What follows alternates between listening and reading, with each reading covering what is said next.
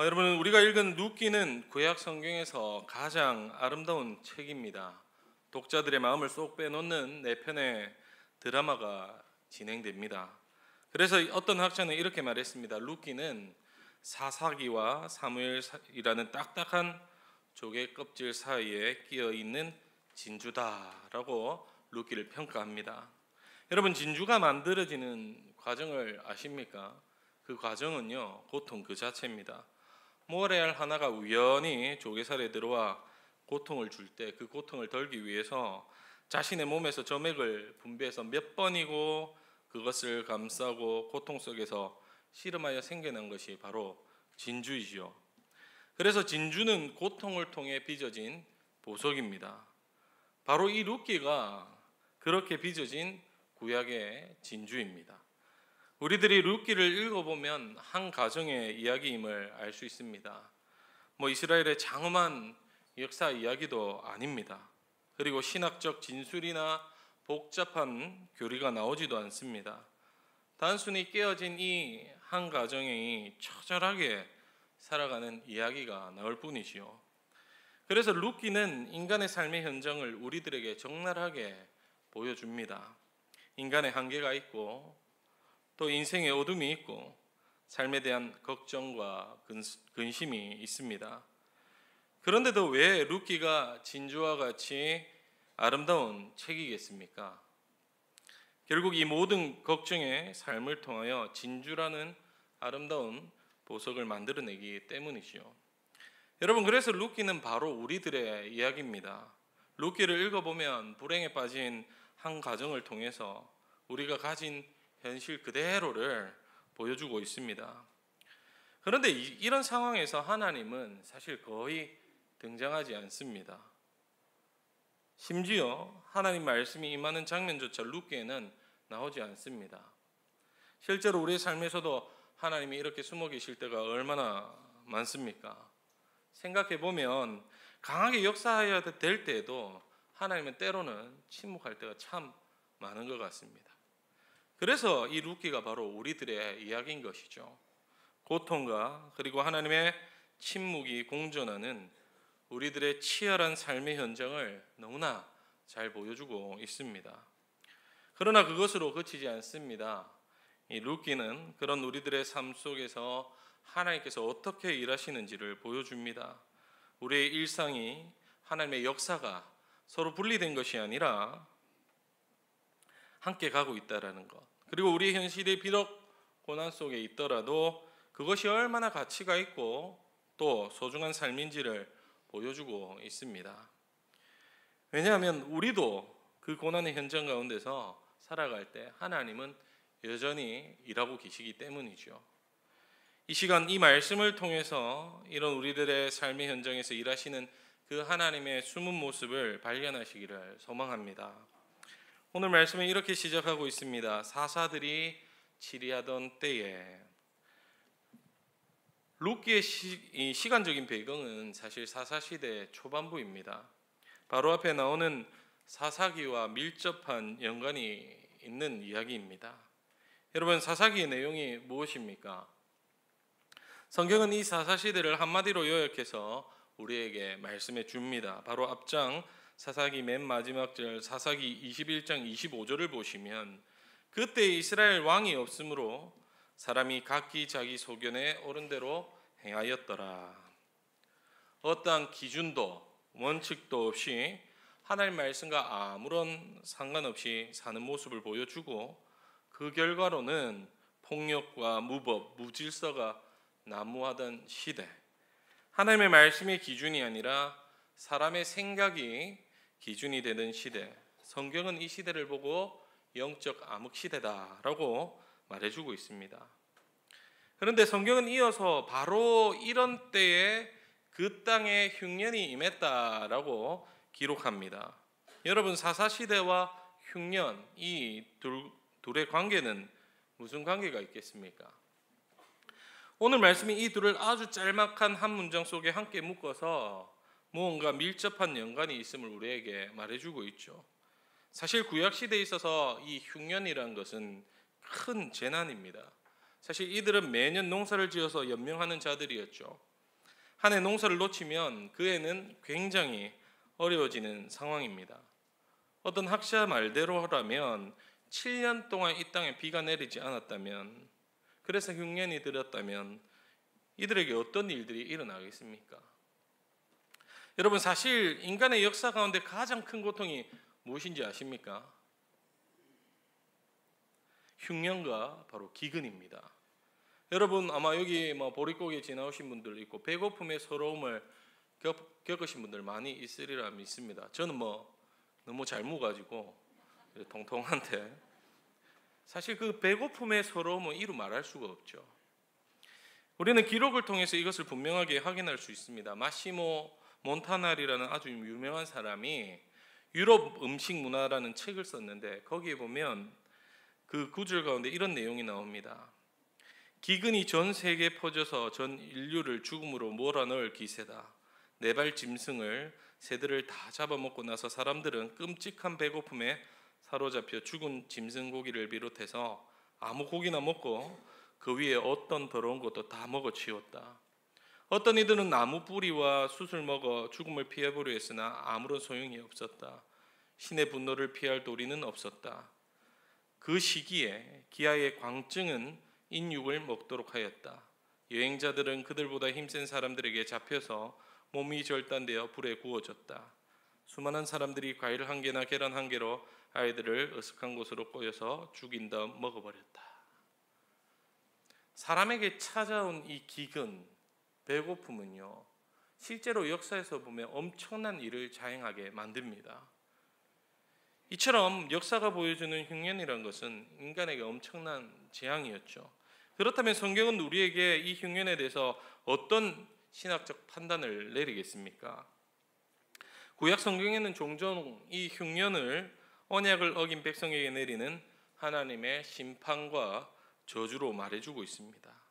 그렇다면 여러분, 사사시대와 흉년은 어떤 관계가 있겠습니까? 이 흉년은 바로 하나님의 뜻을 포기하고 사람 일의 생각을 쫓아가던 사사시대 이스라엘 백성에게 내린 하나님의 심판이었다는 거죠. 이 흉년 앞에서 사람들은 생명을 유지시키는 것 외에 할 수 있는 일들은 아마 없었을 것입니다. 뿐만 아니라 이 배고픔 앞에 은혜와 자비는 꿈도 못 꾸었을 것이고 그 어떤 희망도 없었을 것입니다. 더군다나 성경은 이 흉년이 정말 일어날 수 없는 곳에서 일어났음을 우리에게 보여주면서 그 심판의 선택이 얼마나 강한 것인지 우리에게 보여주고 있습니다. 오늘 말씀에 이 흉년이 어디에서 일어나고 있는지 말해주고 있습니까, 여러분?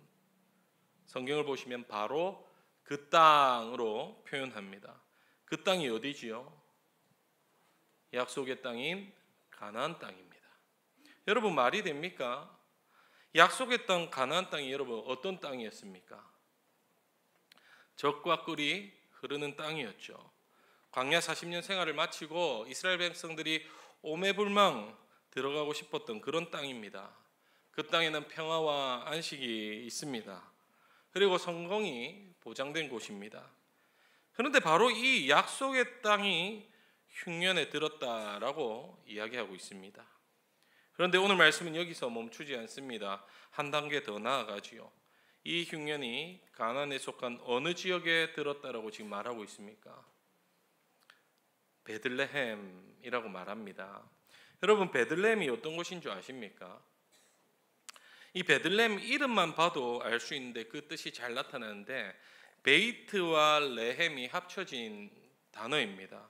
베이트는 집이란 뜻이고 레헴은 떡 혹은 빵이란 뜻입니다. 소위 말하면 떡집, 빵집이라는 뜻이 바로 베들레헴이죠. 이 베들레헴은 얼마나 이 곡식들이 풍요로웠는지 그 지역 이름을 베들레헴이다라고 지었던 겁니다. 이 떡이 풍요롭고 먹을 것이 충만한 그 땅 가운데 이 떡이 다 떨어졌다라고 성경은 기록합니다. 그런데 오늘 룻기는 첫 번째 절에서 이런 배경을 설명하면서 하나의 아이러니부터 시작하죠. 젖과 꿀이 흐르는 땅 가나안, 떡으로 가득한 집 베들레헴의 흉년이 들었다라고 우리에게 말해주고 있습니다. 사랑하는 성도 여러분, 이 세상에 있는 것 중에 우리를 완전하게 지속적으로 안정과 평안을 보장해 주는 것이 있습니까? 없습니까? 있습니까? 사실 없지요. 아무것도 없습니다. 근데 하나님의 백성들에게도 마찬가지입니다. 약속의 땅 가나안이 변함없이 젖과 꿀을 보장했습니까? 아니죠. 떡이 떨어지지 않는 떡집 베들레헴이 떡에 걱정이 없었습니까? 아닙니다. 약속의 땅 가나안에도 배고픔이 없던 베들레헴에도 흉년과 기근이 찾아올 수 있습니다. 이 땅에 우리가 영원토록 안전을 보장해 주는 것은 아무것도 없다라는 거죠. 여러분, 내가 신앙인이라고 해서, 그리고 우리 가정이 믿음의 가정이라고 해서, 이것이 신앙 공동체인 교회라고 해서 우리에게 고난이 없습니까? 배고픔이 없습니까? 여러분, 영적 기근은 없습니까? 아니에요. 아니라고 말합니다. 내가 돈이 조금 있다고 안심될 때 갑자기 어느 날 자식의 흉년이 찾아옵니다. 나에게 명예가 조금 있어서 어깨에 힘이 들어가고 살아간 그날 갑자기 질병이라는 흉년이 찾아올 수 있습니다. 나에게 부족함 없이 만족스러운 환경이 주어졌다고 말을 할 때에 어느 날 잠을 이루지 못하는 마음의 병, 심적인 흉년이 찾아옵니다. 그뿐이겠습니까? 우리 교회를 한번 생각해 보십시오. 교회도 뭔가 계속적으로 한국 교회가 세워질 때 몇 년 전에 바이러스 하나가 등장함을 통해서 교회가 얼마나 어려워졌습니까? 지금도 회복하지 못하는 교회들이 너무나 많습니다. 이런 가운데 힘을 내서 교회를 뭔가 세우고자 하고 힘을 내고자 할 때 우리에게 흉년 같은 상황들이 찾아온다라는 거죠. 나의 약속의 땅 가나안이, 나의 떡이 풍부했던 베들레헴에 어느 날 갑자기 흉년과 기근이 임할 수 있다라는 겁니다. 나는 교회 다니는데, 나는 구원받은 백성인데, 나는 기도하는데 가나안 땅 베들레헴에 들어와 살고 있는데 왜 나에게 흉년이 찾아오는 것인가? 오늘 말씀은 그럼에도 불구하고 흉년과 기근이 찾아올 수 있다라고 말해주고 있죠. 그 흉년은 하나님께서 우리에게 보낸 것일 수도 있다라는 겁니다. 여러분, 도대체 언제 이런 일이 발생됩니까? 도대체 언제 이런 흉년들이 찾아옵니까? 곰곰이 묵상해 보면 모르겠습니다. 언제 찾아오는지. 모든 고난의 이유를 우리가 어떻게 다 알겠습니까? 내 마음도 사실 모르는데 하나님 마음을 어찌 알겠습니까? 우리는 이유를 모를 때가 너무나 많습니다. 그죠? 그래서 고난의 이유가 전부 나의 죄 때문이 아니라는 것을 여러분 기억해야 합니다. 무조건 이어붙여서는 안 돼요. 아이고, 저 인간 보니까 저 인간은 죄가 많아서 저래. 아이고, 저 인간은 보니까 인간이 저래 살아서 벌 받는 거야. 여러분, 아무 때나 갖다 붙여서는 안 되는 거예요. 이유를 알지 못할 때가 훨씬 많다라는 겁니다. 그런데 오늘 이 말씀이 우리에게 말해주는 것이 무엇이겠습니까? 우리가 사사시대를 살아갈 때 흉년이 찾아올 수 있다라는 거예요. 다시 말해 약속의 땅에 살면서 약속이 깨뜨려졌을 때, 베들레헴 떡집에 살면서 생명의 양식을 놓쳤을 때 흉년이 찾아올 수 있다라는 겁니다. 약속의 땅 가나안과 베들레헴, 사실 도저히 기근과 상관없을 것 같던 이곳에 하나님이 흉년을 보내신 것은 사사들이 치리하던 때에 하나님 말씀보다 사람의 생각이 더 앞섰기 때문인 거죠. 그래서 하나님은 이러한 이들에게 그래, 한번 살아봐라. 너희들 생각을 한번 보자는 것입니다. 여러분, 오해해서는 안 됩니다. 여러분, 약속의 땅은, 가나안 땅은 약속의 땅입니다. 약속의 땅은 약속을 지킬 때만 축복의 땅이 될 수 있습니다. 약속이 깨어질 때는 그 땅에 흉년과 기근의 땅으로 변하는 것이죠. 사랑하는 여러분, 여러분은 요즘 어떤 삶을 살고 계십니까? 생명의 떡을 풍성해야만 하는 생명의 양식이 흘러넘쳐야 하는 우리 교회에 생명의 양식이 있습니까? 그 떡을 여러분은 먹고 계십니까? 아니면 하나님의 언약의 말씀이 아니라 세상적인 자랑, 자존심, 우리의 가치를 앞세우고 세상의 가치를 먹고 있습니까? 우리가 한번 생각해 봐야 되는 거예요. 나는 지금 어떤 떡을 먹고 살고 있는가? 여러분의 개인의 삶과 여러분의 가정과 우리 교회를 생각해 보십시오. 과연 나는, 우리 교회는, 우리의 삶은 어떻게 살아가고 있는가?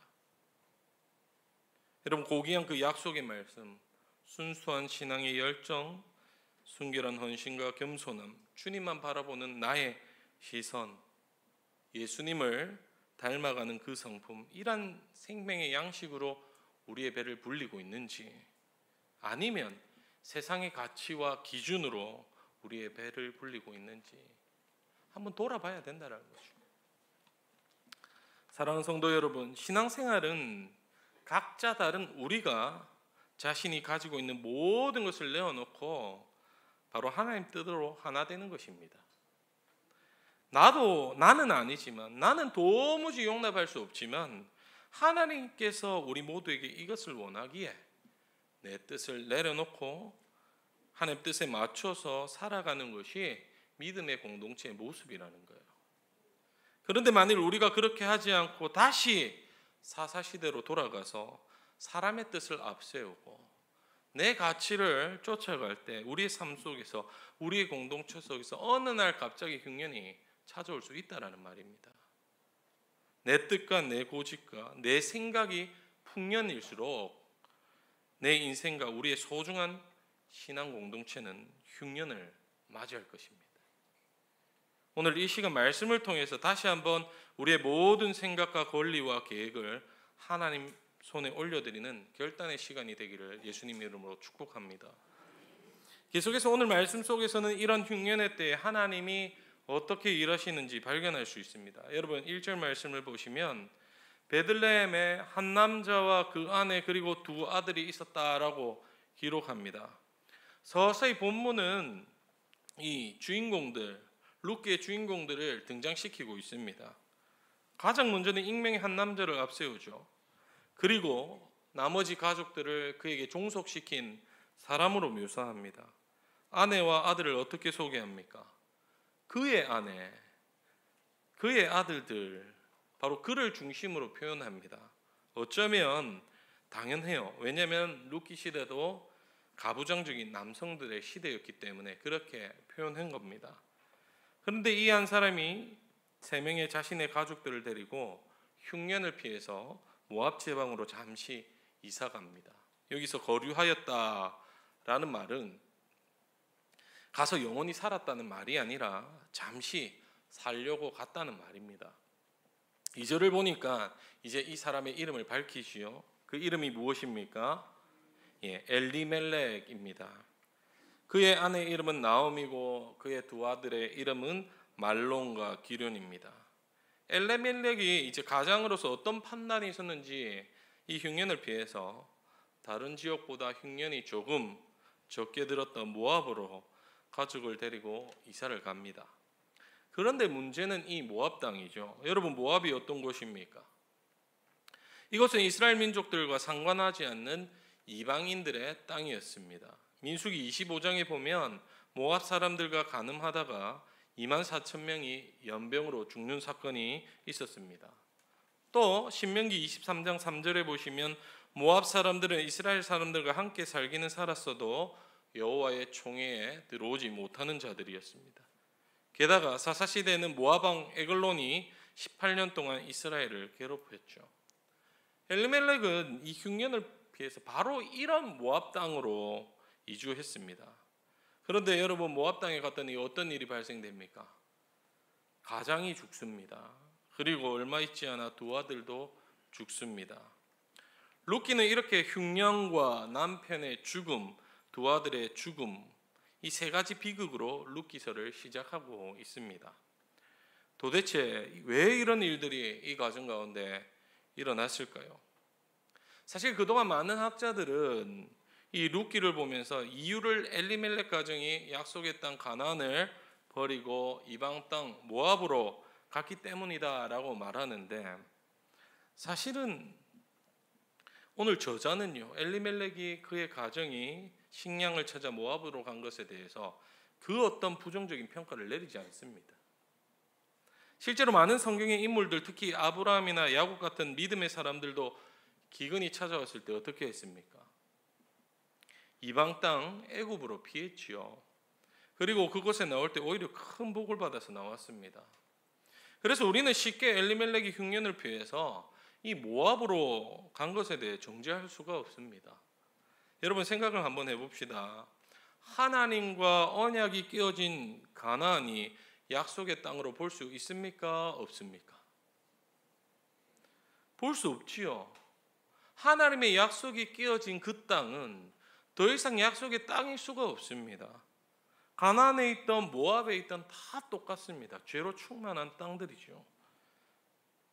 그렇다면 모압으로 이주한 엘리멜렉은 어떤 사람이었겠습니까? 이 엘리멜렉의 이름을 가만히 살펴보면 그 이름 안에 엄청난 신앙 고백이 들어가 있습니다. 여러분 그 이름의 뜻이 무엇인지 아십니까? 엘리는 하나님, 멜레크에서 왕인데 하나님은 왕이시다라는 표현이죠. 하나님은 나의 왕이다라는 표현이에요. 비록 모압으로 갇히면 그의 이름을 볼 때 그는 신앙의 사람임을 확인할 수 있습니다. 그렇다면 이제 여기서 중요한 문제가 발생됩니다. 우리는 이후에 전개되는 내용을 어떻게 이해해야겠습니까? 3절에 보니 갑자기 남편 엘리멜렉이 죽습니다. 가정이 죽었습니다. 여러분 이것이 사실 이 당시에는 엄청난 위기죠. 이방 땅에서 나오미가 의지할 대상이 이제 사라져 버린 겁니다. 여인이 무언가 할 수 있는 시기도 아니었지요.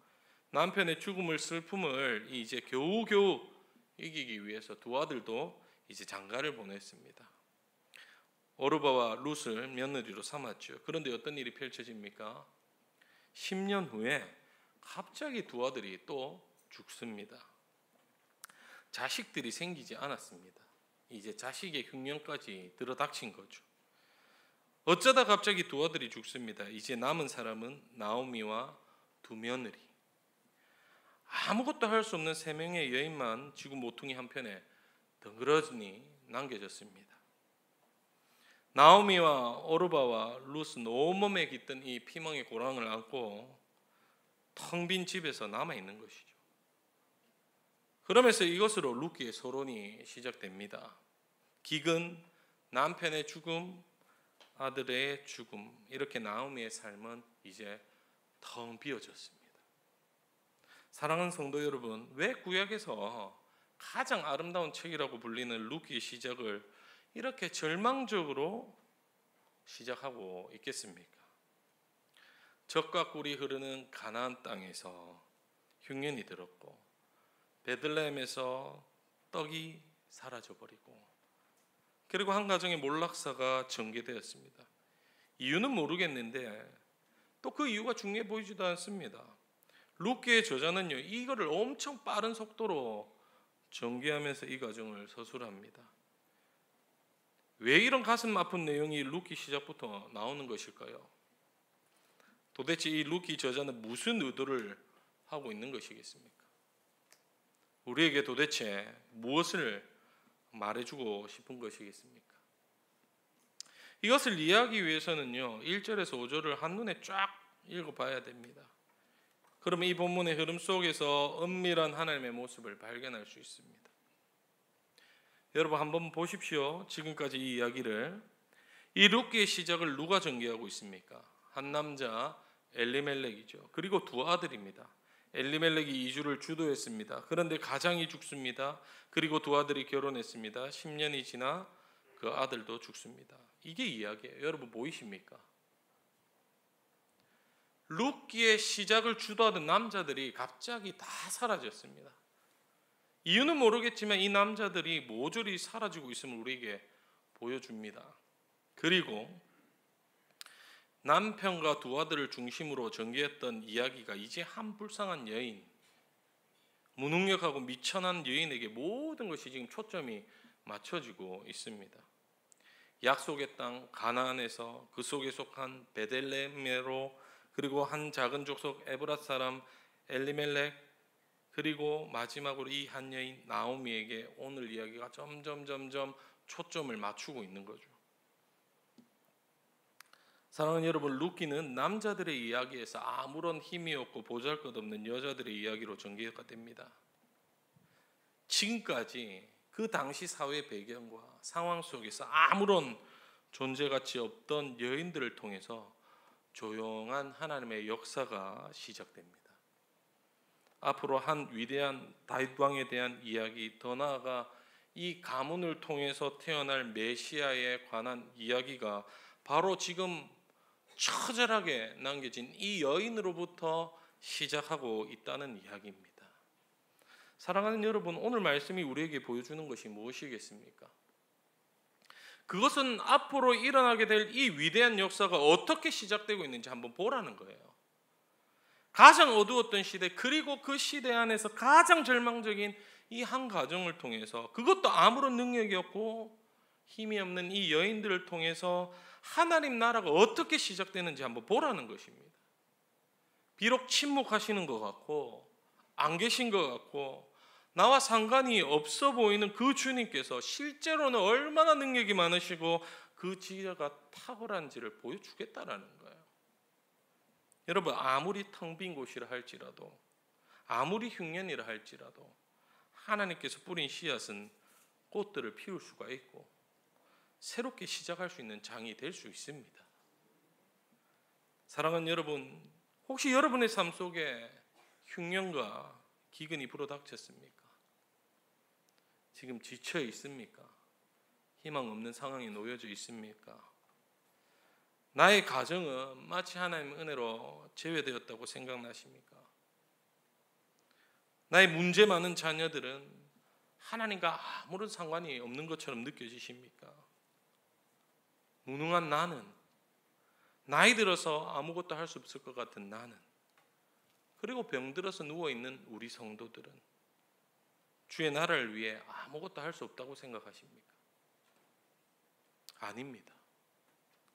하나님은 그들을 통해서 일한다라고 말씀해 주는 거예요. 아니, 오히려 일부러 그들을 통해서 일한다라고 말씀해 주는 겁니다. 아무것도 없을 것 같은 상황, 정말 무너진 상황 가운데 신음하는 한 여인을 통해서 메시아의 계보를 있게 하셨고, 뿐만 아니라 오늘 살아가고 있는 우리 심령에도 정말 나는 무능하고 아무것도 할 수 없을 것 같지만 그러한 나를 통해서 하나님 나라의 역사를 보여주겠다고 하나님 말씀하고 계신 거예요. 나가 우리 교회는 어떻습니까? 문현제일교회가 마음을 다해서 하나님 앞에서 힘을 다해 달려왔는데, 그래서 교회 풍년이 이제 와야 되는데 여러 가지 문제로 이렇게 흉년이 올 줄 여러분 알았습니까? 왜 이런 일들이 우리 교회에서 일어나야 되는지, 하필 내가 속한 공동체에 이런 날이 일어나야 되는지 답답한 마음으로 하나님께 눈물로 기도하며 보낸 시간들, 여러분 어찌 괴롭지 않겠습니까? 그러나 하나님께서는 사랑하는 우리 문현제일교회를 그저 두기를 원하지 않습니다. 텅 비어진 것 같고 흉년을 맞이한 것 같은 우리들에게 하나님은 복 내려주시기를 원하시고 계신 것이고, 새롭게 시작하기 위해서 비우게 하셨다는 사실을 잊어서는 안 됩니다. 여러분, 먹구름이 몰려오면 기분이 어떻습니까? 아이고 날씨가 우중충하네, 별로네 라고 생각하죠. 그러나 그 뒤에 비가 내립니다. 이 비가 오기까지에는 그 흐린 날씨가 지나쳐 가야 되는 거예요. 그 흐린 날씨를 통해서 하나님은 비를 준비하고 계신 겁니다. 마찬가지로 우리 교회 가운데 어려운 문제가 있고 힘든 일이 있고 이로 인해서 마음이 아프고 잠도 안 오고 참 괴롭지만 하나님께서 이렇게 비우게 하셔서 하나님 뜻을 반드시 보여주겠다라고 말씀해 주고 계신 겁니다. 사랑하는 성도 여러분, 그렇다면 이제 우리가 해야 될 것들이 있습니다. 우리가 이 시간 우리의 모두가 다 이 여인처럼 낮아져야 되는 거예요. 하나님의 위대한 역사는 환경과 조건에 있지 않습니다. 오직 하나님 손에 달려 있는 거죠. 그리고 하나님 손에 나도 붙잡히게 해달라고 우리는 늘 간구해야 됩니다. 여러분, 이렇게 되기 위해서는 다 내려놔야 됩니다. 내가 지금까지 가지고 있던 거 다 내려놔야 돼요. 나의 기질, 나의 기득권, 내 떡, 세상의 기준, 판단, 모든 것들을 다 내어놓아야 됩니다. 그렇게 내려놓고 우리가 텅 빈 손으로 시작될 때 하나님께서는 그때부터 역사하기 시작하시는 거예요. 하나님 뜻대로 이 교회를 이끌어 가신다는 사실입니다. 그리고 우리 문현제일교회를 하나님 뜻대로 하나님 나라가 선포되어지는 교회로 만드실 것입니다. 오늘 이 시간 우리 모두에게 하나님의 새로운 창조의 역사가 일어나기를 소망합니다. 우리의 연약함, 우리의 부족함, 우리의 힘없음, 우리의 무능력함이 도리어 높아지는 자리가 되고 하나님께서 그러한 자들로 사용하셔서 이 땅의 복음의 귀한 역사로 쓰일 줄로 믿습니다. 우리 문현제일교회 모든 성도님들이 지금 삶이 고통스럽더라도, 지금 삶이 의미 없어 보인다 할지라도 그 삶의 배후에서 역사하시는 하나님을 믿으시고 그 하나님을 의지하셔서 승리하는 우리 모든 귀한 성도님들 되시기를 예수님 이름으로 축복합니다.